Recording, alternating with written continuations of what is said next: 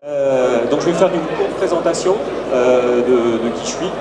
Moi j'interviens en partenariat aujourd'hui avec l'IFPAS, avec qui je travaille tout au long de l'année, auprès des compagnies d'assurance, auprès des intermédiaires, sur un certain nombre de domaines de compétences qui sont le management, qui sont la négociation commerciale, la prospection, mais également l'assurance voyage, sur lequel je suis référence dans ce domaine-là. J'ai un parcours, je ne vais pas vous faire tout l'historique de ma vie, mais voilà, j'ai un parcours d'agent général, passé à la direction commerciale de compagnies d'assistance et d'assurance, et ensuite j'ai créé ma structure de formation et coaching, et je travaille en assurance à 99,9%, à peu près. Alors, la conquête de nouveaux clients en période de changement. Alors, il est clair qu'aujourd'hui, on est impacté par ce changement.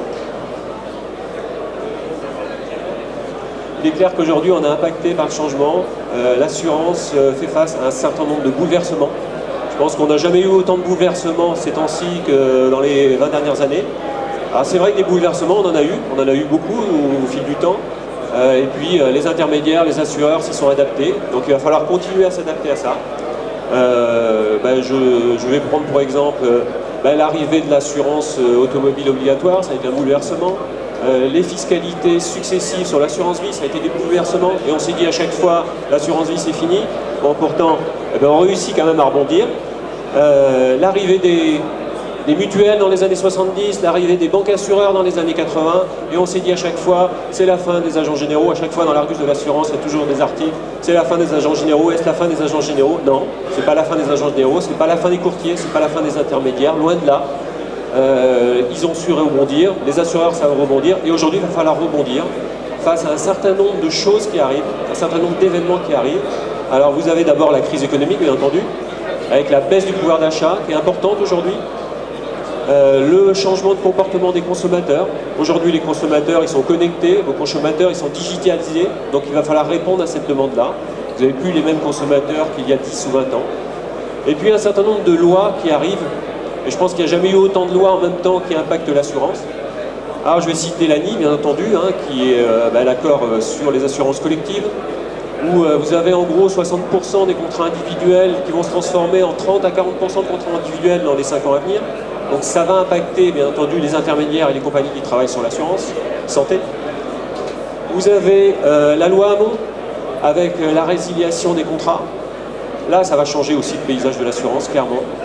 Vous avez la loi Duflot qui arrive aussi, qui va aussi impacter l'assurance, avec cette assurance obligatoire sur les loyers, cette assurance publique. Alors, quid des garanties de loyer impayés? Quid des garanties locatives? Est-ce que c'est des garanties qui vont subsister? On ne sait pas. DIA 2, qui va aussi impacter, bien entendu, les intermédiaires, avec ces notions de commission, où les intermédiaires vont être obligés à beaucoup plus de transparence sur les commissions. Donc là, ça va aussi changer aussi le visage de l'assurance, et votre notion de service, bien entendu. Le plan de loi de finances 2014 qui va sûrement toucher l'assurance vie également, encore une fois. Je pense qu'à nouveau, on va toucher encore l'assurance vie. La réforme des retraites, on en parlait ce matin aux informations, la réforme des retraites avec l'augmentation des cotisations sociales pour les salariés et pour les entreprises. Et puis avec pour corollaire, peut-être un impact sur les contrats de prévoyance en entreprise, pourquoi pas. Donc beaucoup de choses. Et puis l'arrivée de Google, Google arrive sur le marché de l'assurance aussi, avec leurs comparateurs automobiles. Donc aujourd'hui, ils sont en test, mais ça va être déployé à grande ampleur. Aujourd'hui, vous savez que 90% des recherches se font sur Google. Donc ça veut dire un formidable moteur, un formidable impact. Donc que va être ce comparateur demain? Quel poids va-t-il avoir sur l'assurance? Tout ça, ça va impacter, bien entendu, votre action commerciale au quotidien. Alors, il va falloir comprendre le comportement des nouveaux clients. Vos clients ont changé. Pour comprendre le comportement des nouveaux clients, c'est de savoir déjà les connaître. Alors vous pouvez vous dire, pourquoi je vais connaître mon client puisque je le vois une fois par an, il vient payer ses primes une fois par an? Peut-être qu'il va falloir aller un peu plus loin que ça. Pourquoi je vais lui faire un bilan annuel ou un bilan tous les 2 ans? Puisque de toute façon, je le connais. Moi, je vois souvent dans mes formations, je vois souvent des intermédiaires ou des commerçants qui me disent « Moi, ça fait 10 ans que je connais mes clients, j'ai pas besoin d'aller les voir. » Et on s'aperçoit que vos clients, qui étaient multidétenteurs, ils deviennent monogames. Et puis de monogames, ils deviennent monodétenteurs. Et un monodétenteur, ils deviennent des fois plus rien du tout. Parce qu'à force de ne pas aller les voir, bien entendu vos clients partent. Donc les clients, ils sont en attente d'autre chose aujourd'hui. Ils sont en attente aussi de reconnaissance de leur fidélité. On le verra tout à l'heure. La reconnaissance, donc comprendre le comportement des nouveaux clients, c'est comprendre tous vos clients. Et vos clients aujourd'hui, c'est des clients qui sont connectés. Les clients qui n'ont pas Internet, c'est le passé. Hein. Vos clients de demain, c'est les clients, bien entendu, qui sont connectés. Et je ne parle pas que des nouvelles générations. Hein. Aujourd'hui, les seniors aujourd'hui sont connectés. Les seniors sont sur Internet. Et n'oubliez pas que les seniors d'aujourd'hui, c'est quoi? C'est les salariés d'hier. Hein. Et les salariés d'hier, ils étaient déjà connectés, ils étaient déjà sur Internet. Alors, je vais prendre pour exemple hein, les ventes de tablettes aujourd'hui. Les ventes de tablettes aujourd'hui, 20% des acheteurs de tablettes, c'est des seniors. Et sur les achats sur Internet, les achats sur la progression d'achats sur Internet est multiplié par 4 pour les plus de 50 ans.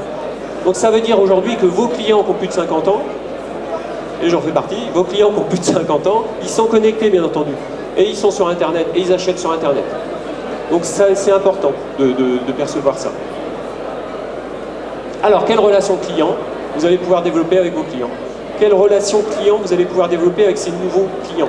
Ou avec ces nouveaux modes de consommation? Parce qu'ils ne sont pas vraiment nouveaux, ils ont juste un nouveau mode de consommation. Ils sont beaucoup plus exigeants. Alors, je ne sais pas si vos clients sont réellement plus exigeants, on peut se poser la question. Est-ce qu'ils sont plus exigeants ou est-ce qu'ils sont plus méfiants? Ou est-ce qu'ils sont plus informés? On peut se poser la question. Moi, je crois qu'aujourd'hui, les clients, ils sont aussi beaucoup plus informés, ils ont aussi beaucoup plus de choix. Et qui dit plus de choix, dit plus de stress aussi. Le client qui achète de l'assurance aujourd'hui, il ne sait pas s'il fait le bon choix. Si on achète sur Internet, le client, il ne sait pas si sur Internet, il va faire le bon choix. Il ne sait pas si auprès de tel opérateur, il va faire le bon choix. Donc, il se pose ces questions-là. Et du coup, il est stressé. Du coup, il est exigeant également. Donc, votre relation client, elle va tourner autour de plusieurs axes. L'axe conseiller. L'axe conseiller, aujourd'hui, c'est de se dire quoi?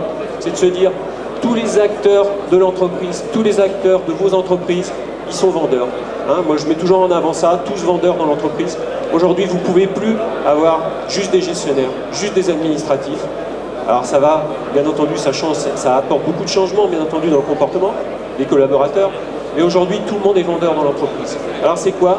C'est de transformer chaque interaction, de transformer chaque contact en opportunité de vente. C'est pas de transformer forcément tous les collaborateurs en vendeurs, mais c'est au moins de transformer chaque contact en opportunité de vente. J'ai formé il n'y a pas si longtemps un plateau de gestion d'un grand courtier, il fait partie des 5 premiers. Et ils ont tellement segmenté leur manière de travailler que quand un client appelle le plateau de gestion et qu'il demande un relevé d'information, on lui donne le relevé d'information et on lui pose aucune question. On lui envoie son relevé d'information et on lui dit merci, au revoir monsieur. Et vous pensez que le client il pense quoi? Il se dit ça fait 10 ans que je suis assuré là, je demande un relevé d'information, on ne me demande rien derrière ça. Et pourtant c'est pas un petit courtier. Hein. Donc il y a réellement besoin, et je vois les formations elles se développent beaucoup sur ce domaine-là, il y a vraiment besoin d'avoir cette appétence client. C'est de se dire chaque interaction, chaque client qui passe, chaque client qui pose une question, chaque client qui demande quelque chose, c'est une manière de faire de la relation client. C'est une manière de développer des contacts avec ses clients, c'est important. Alors bien entendu, ça va passer par la gestion de clientèle, ça va passer par une base de données. Ça veut dire qu'il faut pratiquement avoir une vision 360 degrés de chez le client. Et là, on ne l'a pas toujours non plus, donc ça demande des outils. Ça veut dire qu'à chaque niveau, vos clients qui appellent, les clients en ont marre des plateformes téléphoniques, c'est clair. Hein. Ils ont l'habitude, ils sont matures aujourd'hui. Hein. Ils ont appelé plein d'opérateurs téléphoniques, ils savent ce que c'est qu'attendre au téléphone. Donc quand ils appellent, quand ils vous appellent, ils ont peut-être déjà un sentiment qui va être un peu négatif. Donc déjà, le client qui vous appelle, il vous demande quoi? Il a besoin, peu importe l'interlocuteur, il a besoin de savoir, il a besoin de connaître l'état de son contrat. Il a besoin d'avoir une vision 360 degrés, c'est important. Ça veut dire qu'à tous les niveaux de l'entreprise, tous les contacts, on va demander un renseignement sur une prime, on va demander un renseignement sur un sinistre, on va demander un renseignement sur peu importe. Il faut pratiquement avoir la vision du client. La vision du client, c'est tous ses contrats et mettre à jour cette base de données en permanence. Et puis tous les devis qui sont en cours, bien entendu. Et ça veut dire peut-être que même si on demande un renseignement sur un sinistre, même si on demande un renseignement sur une prime, ben peut-être qu'on peut poser la question, vous avez fait un devis la semaine dernière, est-ce que vous avez apporté une réponse? Est-ce qu'on peut prendre rendez-vous avec vous? Etc. C'est vraiment de transformer chaque contact, chaque point de contact en opportunité. L'axe digital, c'est de dire que votre client il est digital aujourd'hui. Ça veut dire que, bien entendu, il faut être présent sur le net. Il faut être présent sur le digital. Alors souvent, vous allez être présent via vos compagnies, mais il va falloir être présent aussi via des sites internet. Ça, c'est important, avoir une visibilité. Via les réseaux sociaux. Il y a le chat qui se développe aujourd'hui pour donner du renseignement aux clients. Être présent aussi avec des comptes clients. Le client digital, il a besoin de faire des choses lui-même aussi. Il va venir vous voir, il ne va plus venir vous voir pour aller chercher une carte verte. Ça va l'embêter, ça. Il ne va plus venir vous voir pour venir payer sa prime, ça va l'embêter aussi. Là, il veut le faire directement sur Internet. Il va venir vous voir pour du conseil. Il va venir vous voir pour autre chose.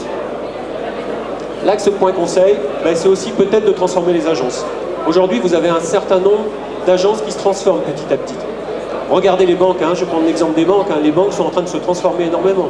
Regardez l'exemple de la caisse d'épargne. La caisse d'épargne, je pense que c'est une des banques qui s'est le plus transformée dans les 2 dernières années. Donc c'est de transformer vos points de conseil. Là, vous avez un exemple d'ING. ING a vraiment développé un point conseil qui va permettre au client de faire un certain nombre de choses lui-même. Avec un espace client où il va pouvoir être directement sur des tablettes, sur des bornes interactives. Ou pourquoi pas, il pourra télécharger lui-même sa carte verte. Et à côté de ça, vous allez être là, vous, pour conseiller, pour faire autre chose. Il y a des agents qui commencent déjà à réfléchir là-dessus.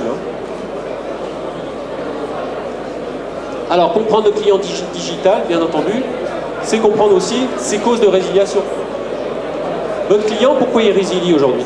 Alors vous allez me dire, moi quand je pose les questions, je pose les questions je sais pas, à un groupe de 10 personnes, je leur demande pourquoi il résilie. À 80%, on me dit à cause du prix. Vous pensez que réellement c'est le prix est le seul impact de résiliation? Je ne pense pas. Souvent le prix, ça va être le déterminant final. Mais au début, il y a quoi? Il y a souvent un manque de relation. Le client ne s'est pas occupé de lui pendant 10 ans. Quand vous allez un petit peu plus loin dans le questionnement de vos clients qui résilient, ils vous disent quoi? Ils vous disent, moi je suis assuré depuis 15 ans, je suis assuré depuis 20 ans, on n'est jamais venu me voir. Alors c'est sûr, le contrat il est peut-être ancien, du coup, on n'est jamais venu vous voir, on n'a pas eu de relation client. Peut-être que quand le client il passe, il a peut-être un accueil qui n'est pas un accueil avec beaucoup de sourire. Vous parlez du sourire, ça en fait partie. Et puis du coup, le client, il reste ouvert.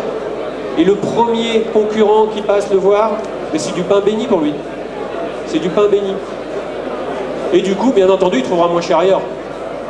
Et le pire, c'est peut-être de voir son client partir pour acheter un contrat plus cher. C'est déjà arrivé, et ça arrive souvent. Pourquoi? Parce qu'on n'a peut-être pas répondu à ses besoins. Et c'est là où vous allez vraiment toucher l'irrationalité des clients. Si vous voulez vraiment avoir un client rationnel, vous allez travailler que sur le prix, ça c'est clair. Pas d'accueil, pas de découverte des besoins, une offre standardisée, là le client il va venir chercher que du prix. Et s'il vient chercher que du prix, autant qu'il aille chez Direct Assurance. Ils sont pas là, je crois pas. Donc vos clients, bien entendu, ils sont irrationnels. Et vous êtes tous irrationnels. Quand on est possesseur d'un iPhone, je pense qu'on est irrationnel. Si on était très rationnel, je ne sais pas si on achèterait un iPhone aujourd'hui. Clairement. Donc on est bien entendu irrationnel dans nos achats.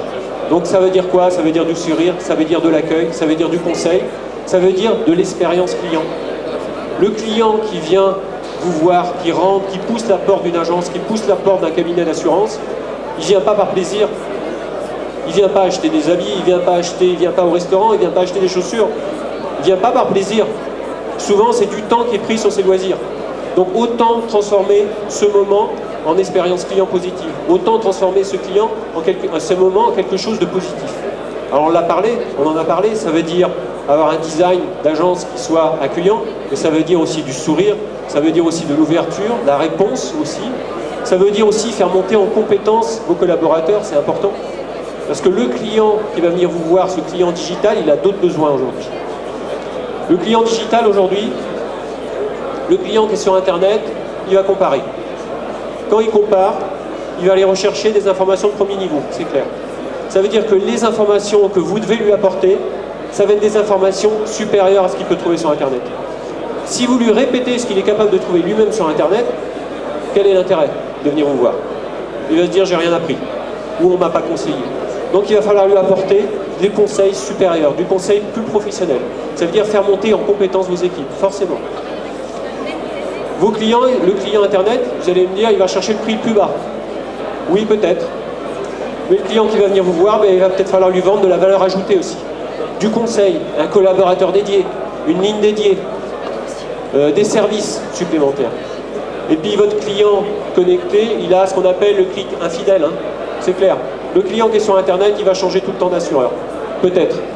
Mais si vous lui apportez justement cette approche différenciée, vous lui apportez justement ce conseil, ben peut-être qu'il sera un petit peu moins volatile. Et puis on va passer de la vente au conseil. C'est-à-dire qu'on ne va plus être sur une démarche produit, on va être sur une démarche conseil, clairement. Et là, vous allez répondre aussi à vos obligations et à vos devoirs de conseil. Ça en fait partie. Le devoir de conseil, on peut se dire, c'est quelque chose qui est imposé. Hein. Les contrôles ACP, c'est quelque chose qui nous est imposé. Mais ça peut être aussi une force. Ça veut dire quoi? Ça veut dire découvrir beaucoup plus ses clients. Ça veut dire répondre beaucoup plus à sa demande aussi. C'est important. Alors, quelles actions commerciales en période de changement? On peut se poser la question, fidéliser ou prospecter? Comment développer justement son cabinet en période de changement? Est-ce qu'on va fidéliser son cabinet? Ou est-ce que fidéliser ses clients? Ou est-ce qu'on va prospecter? Ben, souvent, il va falloir faire les deux, bien entendu. Et fidéliser, ça veut dire travailler sur son portefeuille, travailler sur ses clients. Pas que sur les bons clients qu'on connaît, mais travailler sur les autres clients, travailler sur les inactifs, sur les clients qui sont partis peut-être. Et se poser la question pourquoi ils sont partis. Et puis travailler sur la multidétention, ça va être très important. Moi je vois souvent des intermédiaires, dans leur portefeuille je me dis vous avez des mines d'or là. Vous avez une mine d'or là, et vous en faites quoi? Ben on les appelle pas, on fait pas beaucoup de démarches, parce qu'on n'a pas le temps, parce qu'on est débordé. Je peux le comprendre, hein, mais vous avez réellement une mine d'or, avec des clients qui sont monodétenteurs, avec des clients qui sont monogames, c'est-à-dire qu'ils ont juste des contrats auto, ils ont juste des contrats santé. Là, on va pouvoir leur proposer vraiment autre chose. Et le client, il a vraiment besoin de ces propositions-là de votre part. Il est vraiment en attente de ça. Alors c'est vrai que pendant longtemps, il y a eu un frein pendant longtemps des agents ou des intermédiaires qui se sont dit on ne va pas démarcher nos clients parce qu'ils vont considérer ça comme de la vente forcée. Ben, aujourd'hui, il va falloir les démarcher parce que les banquiers l'ont fait avant nous. Donc c'est important. Et les clients, ils sont en attente de ça, réellement. Il va falloir être proactif là-dessus. Il va falloir être proactif sur cette demande-là. C'est-à-dire que pour vos collaborateurs, pour tous les commerciaux, c'est de ne pas être seulement dans l'action. L'action, c'est répondre à la demande. Bonjour madame, vous voulez un contrat auto? Je vous fais un devis auto. Très bien. Mais après, être proactif, c'est quoi? Ben, c'est de faire une analyse globale de ses besoins, c'est d'aller un petit peu plus loin, c'est de faire du rebond commercial, essayer de vendre autre chose aussi que ce contrat auto, que cette première demande. Et on le voit sur les devis, être proactif aussi sur les devis qui vont être réalisés. Souvent, les collaborateurs, ils font des devis à leurs clients. Ils leur font un devis, il leur faut 2 devis, ils leur font 3 devis. Et puis, ils ont un peu de mal à aborder le closing, hein, cette partie où on va demander aux clients bah, est-ce qu'on est d'accord, est-ce qu'on signe ensemble? Donc du coup, qu'est-ce qu'ils vont dire? Ils vont dire à leurs clients bah, très bien, je vous laisse réfléchir. Donc là, ils sont clairement en train de dire à leurs clients allez voir les concurrents si vous ne trouvez pas mieux. Hein. Je vous laisse réfléchir, c'est vraiment ça. Donc vraiment, il va falloir rebondir sur ces devis. Donc peut-être essayer de concrétiser un peu plus sur les devis. Donc là, il y a des méthodes pour ça. Et puis aussi travailler sur les devis qu'on réalise. Souvent, il y a des devis qui sont réalisés et derrière ça, il n'y a pas de relance. La relance, elle doit être faite dans les 24 heures. Elle doit être faite dans les 48 heures. Votre client qui est reparti, il va aller voir d'autres assureurs. Et bien entendu, les relances, il va falloir les faire automatiquement. Alors encore pire sur Internet. Hein. Sur Internet, vous pouvez avoir des devis. Certaines compagnies travaillent en devis comme ça. Les devis sur Internet, il faut rappeler vos clients pratiquement dans les 2 heures, dans les 3 heures, dans les 4 heures. Mais pas 2 jours après. 2 jours après, c'est forcément trop tard. Et comme c'est forcément trop tard, ben, qu'est-ce qu'on se dit? On se dit ça marche pas. Internet, ça marche pas. Voilà. Si, ça marche très bien. Mais il faut rappeler ses clients pratiquement immédiatement. Le client qui demande un devis, qui demande un contact sur Internet, il a une demande de contact très rapide. Il n'a pas envie qu'on le rappelle 3 semaines après. 3 semaines après, c'est trop tard, ça c'est clair. Alors communiquer autrement, c'est aussi, bien entendu, avoir un mental positif, être convaincu de ses produits. Et ce mental positif, il va falloir aussi le transmettre aux équipes. Alors pour ceux qui sont chefs d'entreprise ou qui sont managers, il va falloir le transmettre. La semaine dernière, j'ai fait une formation auprès de managers et j'ai vu 2 managers qui avaient complètement les bras par terre. Ils étaient contre leur entreprise, ils étaient contre leurs produits, rien n'était bien. Les clients n'étaient plus assez bien, les produits n'étaient plus assez bien, l'entreprise n'était plus assez bien. À votre avis, quel discours ils communiquent à leurs équipes? Comment on peut être positif avec un discours comme ça? Donc c'est d'abord croire en ses produits, ça c'est clair. Croire en son entreprise, c'est important. Et puis être convaincu et être convaincant, bien entendu. Si vous pensez que vos produits sont les plus chers, à votre avis, quel va être votre discours commercial? Votre client, il va venir vous voir, vous allez lui proposer votre produit, vous allez lui faire votre argumentaire, vous allez présenter votre prix, en ayant en tête, bien entendu, que votre produit est cher. Voilà, je ne sais pas d'où, mais vous l'avez en tête, que votre produit est cher. Et derrière, vous allez présenter votre produit, peut-être d'une façon qui ne va pas être très très convaincante. Et votre client, il va vous dire quoi? Il va vous dire, ah, 450 € c'est cher. Eh oui. Et vous allez vous dire quoi? Vous allez vous dire, eh bien j'avais raison, mon produit il est trop cher. Vous voyez que dans cette démarche-là et dans cette façon de voir les choses, bien entendu, vous allez avoir une communication qui va être une communication qui ne va pas être gagnante. Donc c'est croire en son produit, et puis croire aussi que quand vous vendez quelque chose, ben vous vendez plus que le prix. Bien entendu, vous vendez plus que le prix, vous ne vendez pas que le prix d'un contrat. Et vous le savez très bien, quand vous vendez un contrat d'assurance, vous ne vendez pas que le prix d'un contrat d'assurance automobile, vous vendez du service, vous vendez de l'accompagnement pour les sinistres, vous vendez de l'accompagnement au fil du temps, vous vendez du conseil, et tout ça c'est de la valeur ajoutée, tout ça il va falloir le vendre aussi, c'est important.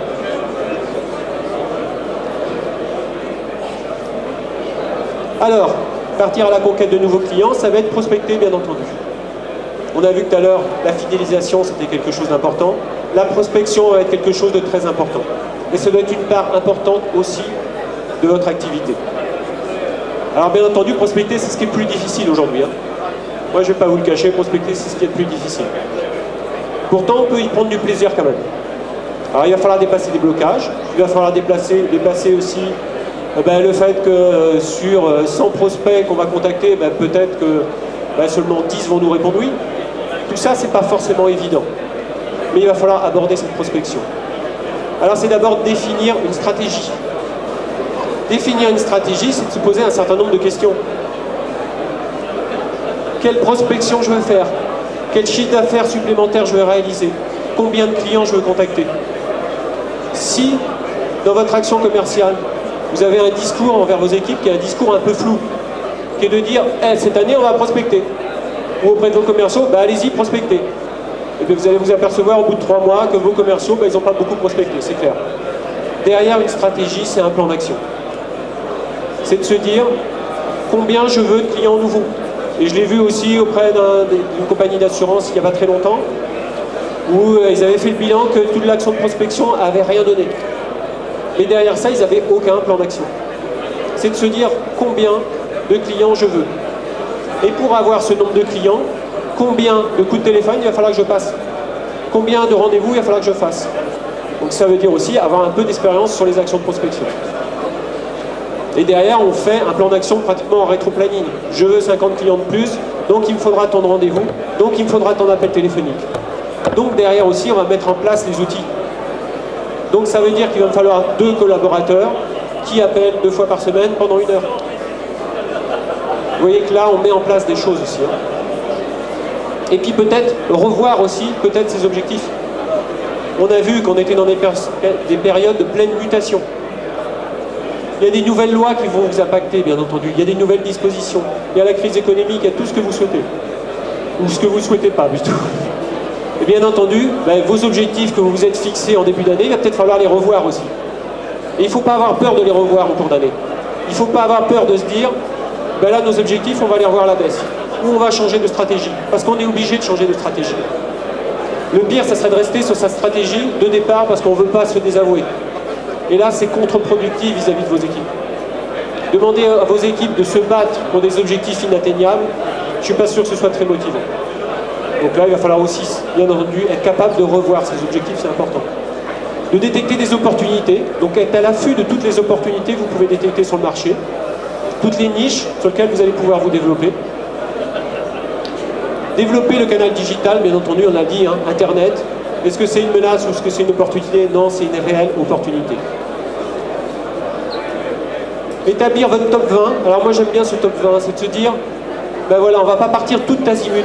On ne va pas essayer de contacter tous les domaines de l'assurance. On ne va pas partir sans aucun plan d'action. On va peut-être se dire cette année, si je veux travailler sur l'entreprise, j'ai un top 20. J'ai 20 entreprises que je veux vraiment démarcher. Et dites-vous qu'au niveau des retours, vous avez entre 10 et 40% des clients qui vous ont dit non une première fois, qui finiront par devenir clients. Pour ça, il faut mettre un certain nombre de choses en place. Donc ça veut dire quoi? Ça veut dire avoir sur ce top 20, faire un plan d'action. Les contacter, les recontacter, leur donner de l'information. Avoir un plan d'action pratiquement sur 5 semaines, où on va les contacter régulièrement. Et puis après sur l'année. Parce qu'il faut savoir que vos clients qui vous ont dit non, bien entendu, ils sont assurés ailleurs. Bien entendu, ils ont du conseil ailleurs. Mais peut-être que ce courtier ou cet autre intermédiaire, il partira demain. Peut-être qu'il sera mal géré au niveau du sinistre. Peut-être que les primes vont augmenter. Et si vous avez été là tout le temps, si vous avez accompagné votre prospect, s'il a fait partie vraiment de votre top 20, et vous le gardez dans votre top 20 et vous le soignez, vous créez des événements. Vous pouvez créer des événements, vous pouvez les inviter à des événements. Il y a des choses comme ça qu'on va pouvoir mettre en place pour vraiment avoir pratiquement sa petite nurse, hein, sa nurserie de prospects. Mais le jour où il aura besoin d'avoir un nouvel intermédiaire, il aura besoin d'avoir un conseil, il va se rappeler de vous, bien entendu. Il va se dire, lui, il a été là, il a été présent, il m'a apporté du conseil, il a fait ça pour moi, eh bien, je vais partir chez lui. Et là, vous aurez gagné ce jour-là, réellement. Alors développer aussi, oui, c'est ça, c'est pratiquement se faire une petite nurserie de prospects en fait, c'est ça. Alors développer aussi son activité, c'est améliorer bien entendu sa relation au téléphone, de vos équipes, de vous-même. Ça va être déplacer ces blocages, c'est important, que ce soit sur les appels entrants ou les appels sortants. Quand on parlait du sourire, c'est d'avoir le sourire au téléphone, bien entendu. Ça paraît être la base. On se dit tous, bien entendu, il faut avoir le sourire au téléphone. Mais bien entendu, il faut aussi le faire. Et c'est très important. C'est avoir une communication qui soit positive vers vos clients. Donc dépasser ces blocages. Et ça veut dire quoi? Ça veut dire former et animer vos équipes. Sur les appels sortants et sur les appels entrants. Vous allez, on s'aperçoit, moi je m'aperçois dans les formations au téléphone, qu'un certain nombre de collaborateurs ont de réels blocages. Donc n'hésitez pas à les former.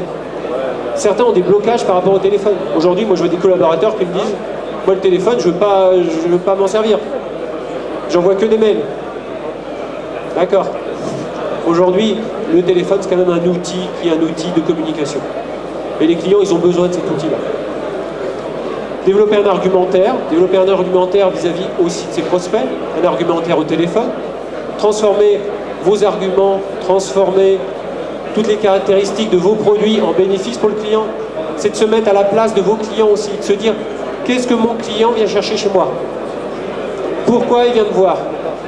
Là, c'est bien de leur poser la question aussi des fois. Qu'est-ce que vous attendez d'un courtier? Qu'est-ce que vous attendez d'un agent? Qu'est-ce que vous attendez d'un assureur? Et là, vous allez pouvoir détecter un certain nombre de choses. Vous allez pouvoir détecter un certain nombre de besoins. Alors peut-être que certains vont vous dire oui, il n'y a que le prix. Mais d'autres vont vous dire moi j'ai besoin d'un service si j'ai un sinistre. D'autres vont vous dire j'ai besoin de conseils.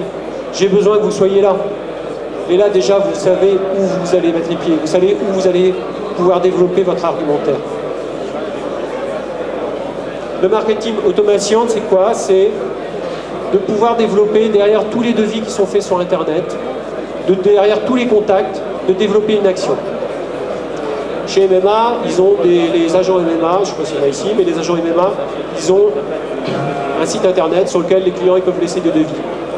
Je travaille aujourd'hui avec des agents MMA qui travaillent vraiment sur tous ces devis-là, avec des collaborateurs dédiés qui relancent tous ces devis et qui les relancent pratiquement en temps réel et qui reprennent du rendez-vous derrière. C'est vraiment ça. Tous les contacts que vous pouvez avoir sur Internet, c'est de se dire quoi? Ou que vous pouvez avoir sur des emailing, ou que vous pouvez avoir via des devis, c'est de dire on va les relancer, on va leur apporter du conseil derrière ça. On va essayer d'obtenir des rendez-vous. C'est important.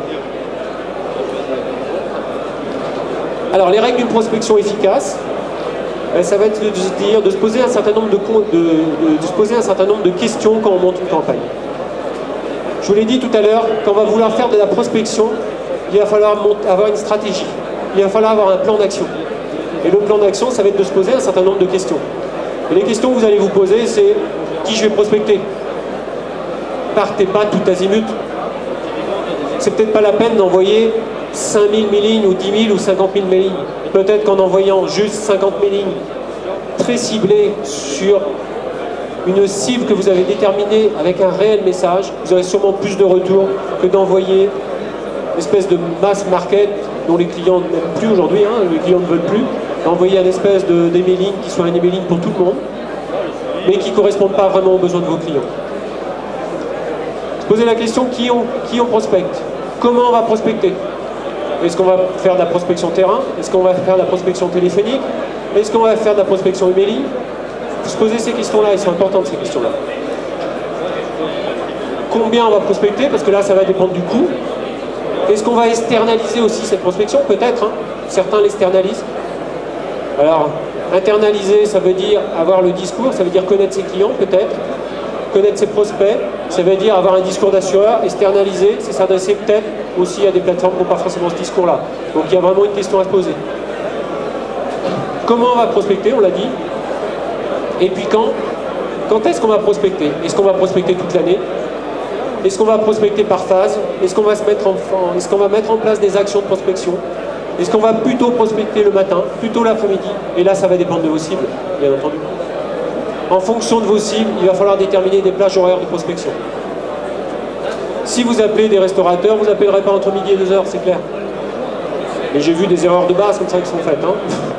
Si vous appelez des personnes âgées, des seniors, ben vous n'allez peut-être pas appeler au moment du feu de l'amour. Si vous appelez des jeunes, vous n'allez peut-être pas appeler à 2 heures d'après-midi. Voilà. Il y a des moments où il va falloir appeler pour avoir le maximum de retour sur investissement. Pour éviter qu'on se dise derrière, la prospection, ça ne marche pas. Parce que là, quand vous allez mettre en place des actions de prospection auprès de vos équipes, ou auprès de vous-même, des résistances, vous allez en avoir. Hein. On va vous dire, la prospection, ça ne marche pas le lundi, parce qu'ils ne sont pas là, ça ne marche pas le mercredi, parce qu'il y a les enfants, ça ne marche pas le vendredi, parce que c'est les RTT. En gros, ça ne marche jamais. C'est jamais le moment. Après, on va vous dire, bah, la prospection, de toute façon, les clients, on les dérange tout le temps, ils n'aiment pas ça. Oui, peut-être. Et encore. Certains sont contents d'avoir de l'information. Donc toutes ces résistances, vous allez en trouver. Vous allez vraiment en trouver, il va falloir les dépasser. Et puis pour finir, là, il y a cette recommandation. Parce qu'on parlait de prospection, vous pouvez la faire dans le dur. Mais je crois beaucoup à la recommandation aujourd'hui. La recommandation, c'est de se dire, j'ai des clients, et mes clients, ils sont satisfaits de mon service. Vos clients, ils sont satisfaits de votre service à 99%. Alors s'ils sont satisfaits qu'à 50%, il faut peut-être travailler sur la satisfaction de vos clients. Mais globalement, ils sont satisfaits, vos clients. S'ils sont chez vous, ils sont satisfaits. Et ces clients-là, bien entendu, ils peuvent faire de la recommandation. Mais il va falloir le leur demander. Et souvent, on ne leur demande pas. Les gens sont souvent contents de vous rendre service. Vous imaginez pas, à partir du moment où vous allez demander aux clients, vous allez demander à vos clients de vous recommander, vous n'allez pratiquement pas rencontrer de retour négatif. Les clients sont très contents de vous recommander. Parce que quand vous achetez quelque chose, ben vous avez besoin d'avis. D'avis d'amis, d'avis de proches, peut-être d'avis d'Internet. Hein. Aujourd'hui, Internet, on en fait une espèce de vérité gravée. Hein. Bien qu'il y ait plein de bêtises sur Internet, mais voilà. Donc la recommandation va être très importante. Et je crois que tous ces programmes de fidélité n'ont pas du tout été développés chez les assureurs. Les programmes de fidélité sont développés à peu près à 30% chez les assureurs. C'est très très faible par rapport aux autres secteurs de la consommation. On n'apporte pas de reconnaissance à nos clients. Regardez vos clients qui ont plus de 10 ans, quelle reconnaissance vous leur apportez? Pas grand-chose, hein. Pas grand-chose. Quelle reconnaissance vous apportez à leur fidélité? Pas grand-chose la plupart du temps. Ils sont là depuis 10 ans, ils sont là depuis 5 ans. Eh bien, très bien, ils sont là, mais on est content qu'ils soient là, mais on ne leur dit pas. Déjà, on ne leur dit pas. Et puis après, derrière ça, on n'apporte rien. Donc aujourd'hui, il y a des programmes qui se mettent en place. Je crois qu'il y a qu'Allianz aujourd'hui qui a pratiquement un programme de fidélité. Mais il y a des programmes qui se mettent en place de fidélité vis-à-vis de vos clients. Mais après, il faut développer beaucoup plus de choses. Et je pense que la recommandation est aussi importante. C'est de développer un bouche à oreille positif vis-à-vis de vos clients. Et là, vous allez capter aussi des nouvelles clientèles. Vos clients, vous allez me dire, bah oui, mais mes clients, ils sont anciens, ils ont 60 ans, ils vont travailler MRH. Mais ces clients anciens qui sont chez vous depuis 20 ans, bah, ils ont des enfants, ils ont de la famille, et peut-être qu'ils seraient très contents de vous présenter leurs enfants. Pourquoi pas? Et dans les entreprises, on peut faire exactement la même chose. Hein. Vous avez des clubs d'entreprise, hein. Et les chefs d'entreprise, ils connaissent d'autres chefs d'entreprise, et ils sont capables de vous recommander également. C'est aussi être capable de rebondir sur beaucoup de choses, de rebondir sur le sinistre. On parle du marketing du sinistre aujourd'hui. Le sinistre, on n'y touchait pas au niveau commercial. On se disait, le sinistre, on règle le sinistre et on n'y touchait surtout pas. Alors que dans 98% des cas, vos sinistres, ils se passent très très bien. Vos clients, ils sont satisfaits. Et derrière cette satisfaction, on ne fait rien.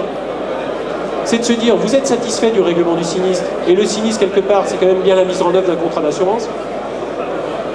Parce que votre client, tant qu'il n'a pas eu de sinistre, il ne sait pas ce que vous valez, globalement.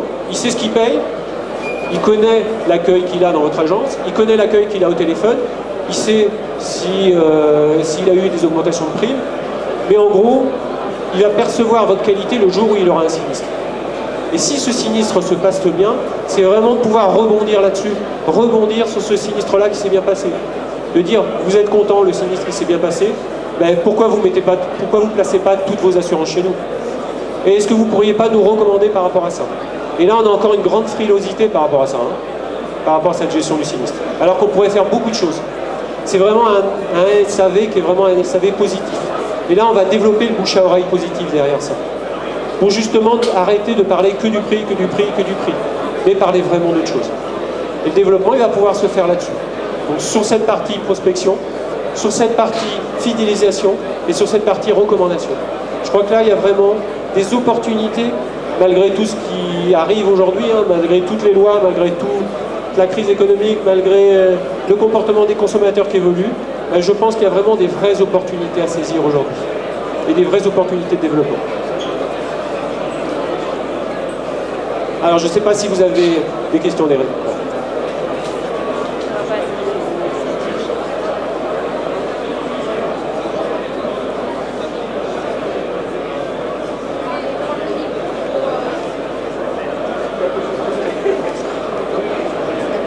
Oui, merci.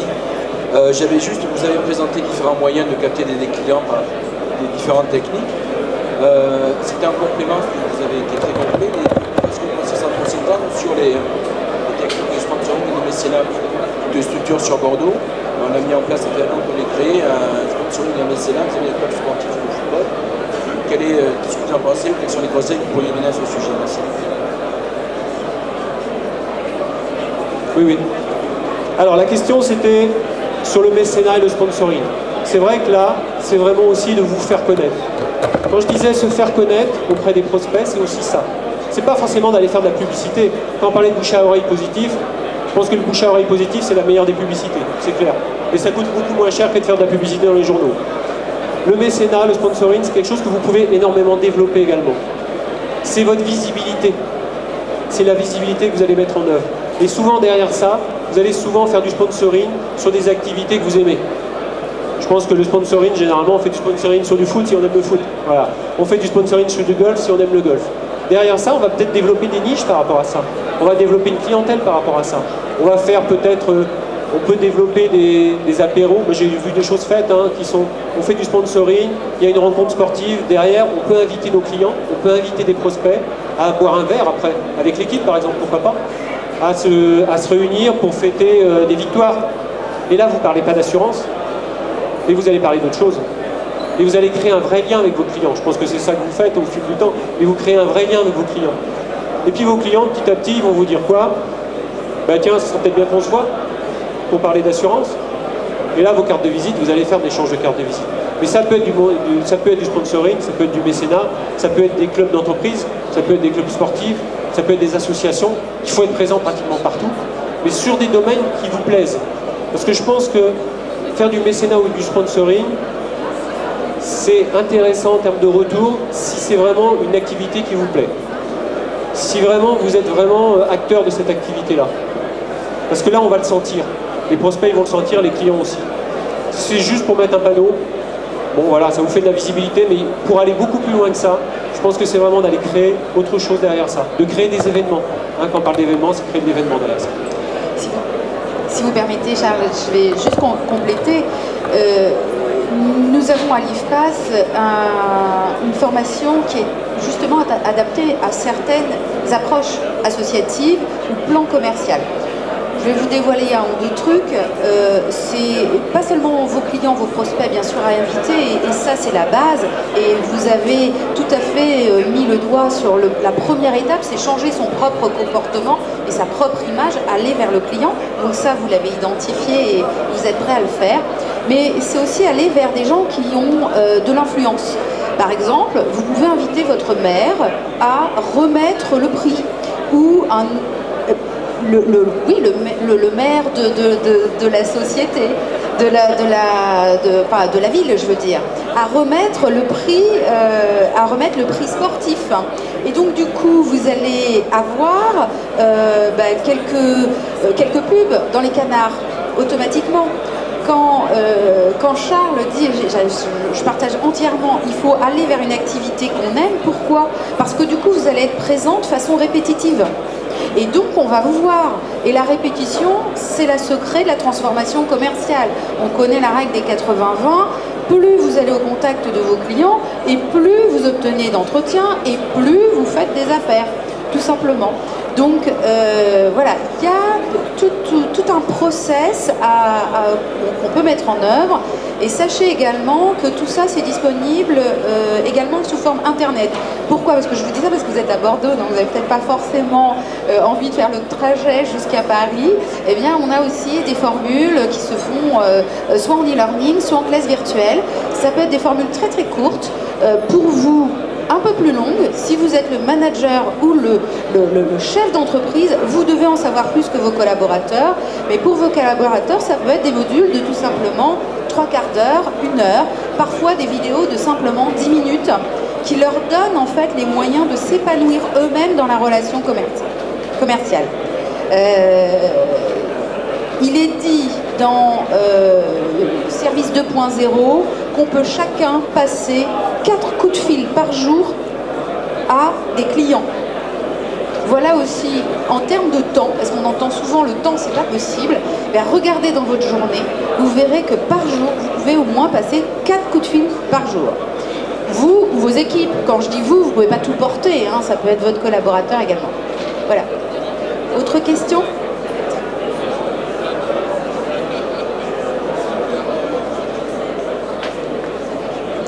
Merci beaucoup.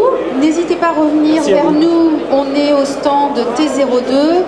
Charles Brier et conseil est également, et coaching pardon, est également à votre disposition. N'hésitez pas à le solliciter. Bonne continuation et à très bientôt.